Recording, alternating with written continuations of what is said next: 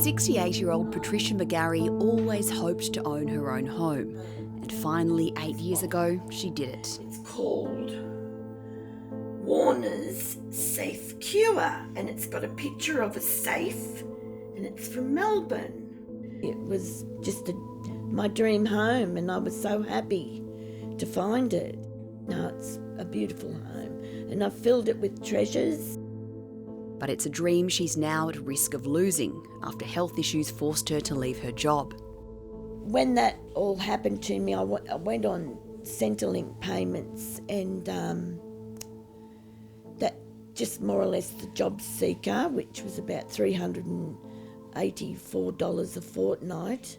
I could not pay my house payments then because things got out of control with everything, not just the house payments, everything in life. I didn't have 2 bob to scratch.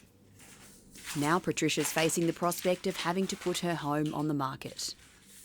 They did tell me that maybe I should just sell up and go live somewhere else. And I thought, no, I'm not doing that. I want to live here. This is my home. Claire Tackon from the National Debt Helpline says she's seeing more and more people in Patricia's position. Since May 2022, when interest rates first started to rise, mortgage arrears became the most common issue that people contacted us about. The data paints a similar picture. Cotality found the number of Australians behind on their home loan repayments is up to 1.7% in the first 3 months of this year, though it's coming off a low base. Amid high interest rates and what was recently clearly a cost of living crisis, it's probably no surprise to see arrears have risen. But rising house prices are cushioning the blow, allowing some homeowners to sell up before their properties are repossessed.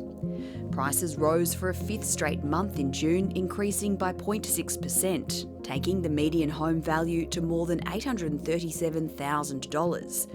Darwin led the monthly gains, followed by Canberra, Perth, Brisbane, Sydney, Melbourne, Adelaide and the regions, while prices in Hobart fell.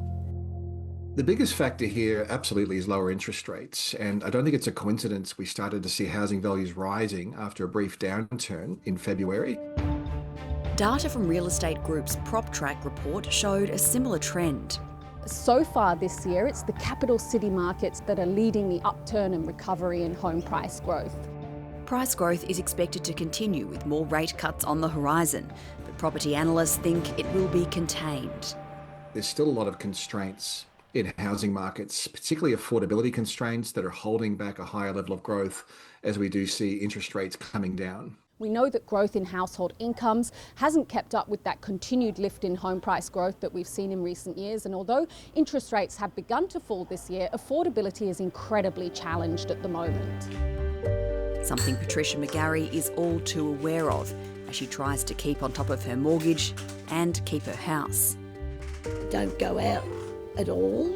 I'm just by myself with my 4 kitty cats, and as long as they're healthy, I'm happy.